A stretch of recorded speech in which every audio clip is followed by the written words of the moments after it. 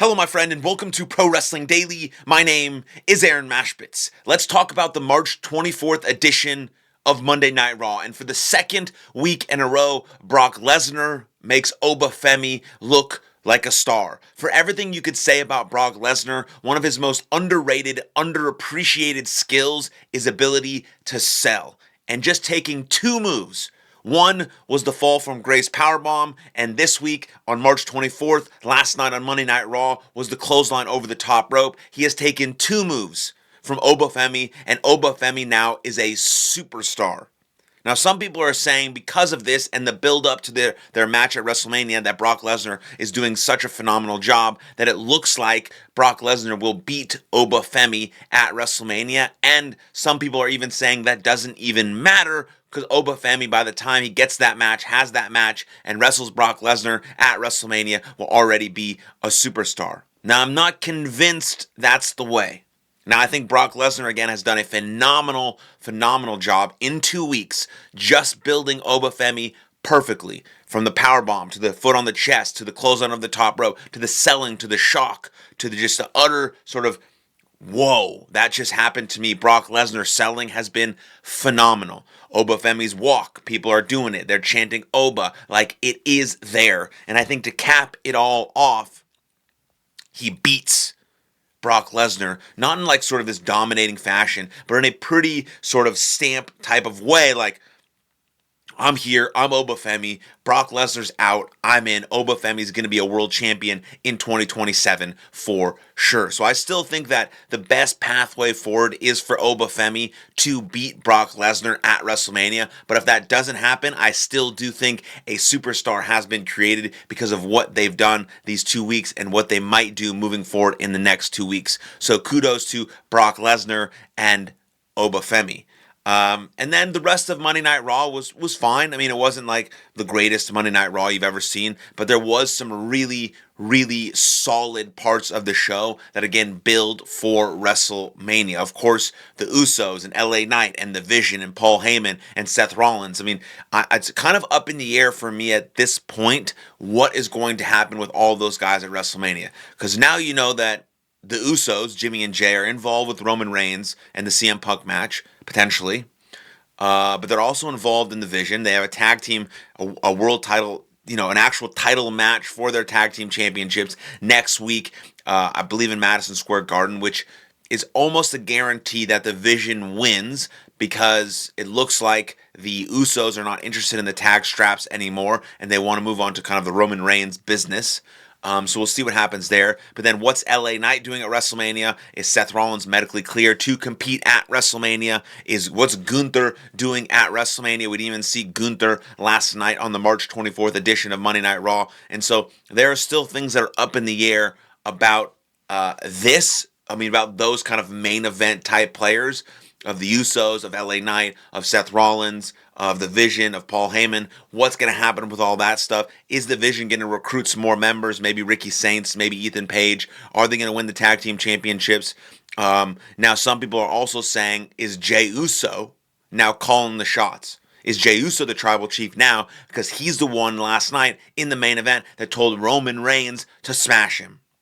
Now, people are also talking about how in one of the promos backstage with Jimmy and Jay, you can clearly see The Rock's face on one of the trucks. Now, is that a sign for something to come? Sometimes WWE does that. Sometimes they do it just to fuck with your head, so people like me talk about it on their show. So then when people watch this show, people are like, oh, The Rock. The Rock might be there. The Rock might be there. There is no indication whatsoever that The Rock will be involved with Roman Reigns, CM Punk, or the Usos. There is no indication. And then you also ask yourself, will CM Punk recruit some help to help alleviate the numbers game that he faces potentially heading into WrestleMania? Because I hope and pray to all the wrestling gods, JBL included, that Roman Reigns beats the snot out of CM Punk and becomes the new World Heavyweight Champion.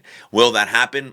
It's not a guarantee, but it's most likely to happen because Roman Reigns is the god of WWE. But if tensions continue to rise, potentially between the Usos and Roman Reigns, and Jey Uso and Roman Reigns, and what's that situation like, and where's LA Knight involved, where's Division, where's Seth Rollins? Seth Rollins wants his world championship back. Seth Rollins hates CM Punk. So you have all of these moving pieces surrounding all of these main event players, but really surrounding the world heavyweight championship. So I thought the main event, with CM Punk talking. CM Punk talks too long. I don't like CM Punk. I've never liked CM Punk. He's a fraud. He's a con artist. But the best thing about CM Punk is he can sell a fight with his words. And then finally, we got a Roman Reigns to snap, to Superman punch him, to spear him, and to powerbomb him through a table. And then to end the show, CM Punk is kind of laughing.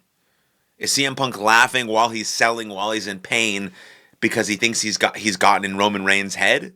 He thinks he's created some sort of strife or division between the Usos and Roman Reigns. I want to know what the laughter is about. Because the week before, when CM Punk clocked Roman Reigns, you knew why Roman Reigns was like, damn, that hurt. But like, I got in his head. I made him do something he didn't want to do by punching me in the face because I called him old.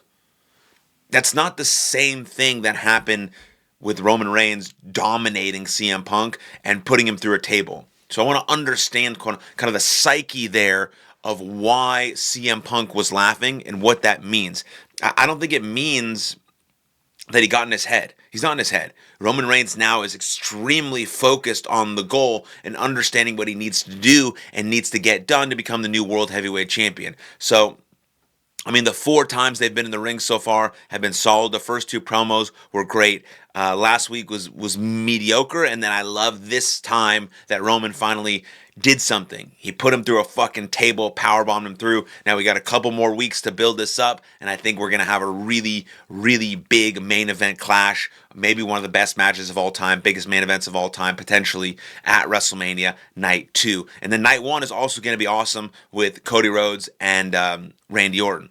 Everyone wants to know who's on the phone with Randy Orton. Is it just Randy Orton, the voices in his head, or is Randy Orton actually recruiting someone to come help him? And then I also want to make one note of one exceptionally good thing that happened on Monday Night Raw, on the March 24th edition of Monday Night Raw, was the Liv Morgan and Stephanie Vacour brawl. Let's go back 1 week to AJ Lee versus Bayley Intercontinental Championship match. AJ Lee wins. Becky Lynch comes out and attacks AJ Lee. This was one of the most mediocre, low-key, sort of embarrassing brawls I've ever seen in the history of brawls in WWE. There was no intensity, there was no passion. Every time I watch AJ Lee wrestles, it seems like she's not having a good time. And so I just want to have you keep that in mind. And then we fast forward to the March 24th edition of Monday Night Raw. We're going to see Becky and AJ Lee wrestle at WrestleMania. I think that was their best interaction by far. That was AJ Lee's best promo by far. She actually looked like she wanted to be out there.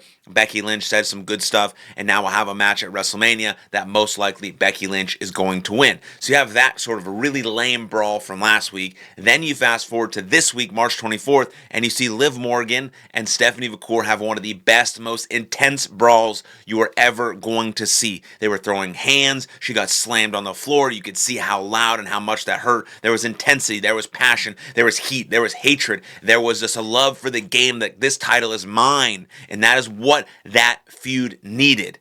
I was interested in Liv Morgan and Stephanie Vacour. The promos, the back and forth, the story behind it, underneath it all was good. But now they finally threw some fucking hands, and it was intense, and it was awesome, and that's how it needs to be. And so Becky and AJ can learn a lot from Stephanie Vacour and Liv Morgan and the intensity they showed in their feud to actually sell the fact that they do not like each other and that the championship they're fighting for is extremely important to both of them. So that was also another high point on the March 24th edition of Monday Night Raw. And we also saw Javon Evans wrestle. Again, it's easy to like Javon. He's got huge charisma. He smiles all the time, right? He's entertaining. He's athletic. I just am not sold on his in-ring ability. He can do so much stuff in the ring. freak athlete. I would cut that stuff in half, and the half that he does do, I would make it a little bit sharper and a little bit crisper than it is. Because right now it's kind of flippy floppy. It's not super crisp. It doesn't look super impactful. It just looks kind of like some movement in the air. So I would trim down what he actually does and make what he actually does way more sharper, execute at a higher degree, and actually make it look like it's intense and it hurts. So that's the advice I would give to Javon Evans if he actually wants to be a superstar in WWE. But there's about a 3% chance that Javon Evans actually becomes a superstar in WWE. I don't see him winning world titles. I do see him winning a U.S. or United States Championship or Intercontinental Championship or being a tag team champion and just kind of floating in that middle tier, really, not upper tier. I don't think he's going to reach the levels that Kofi Kingston reached.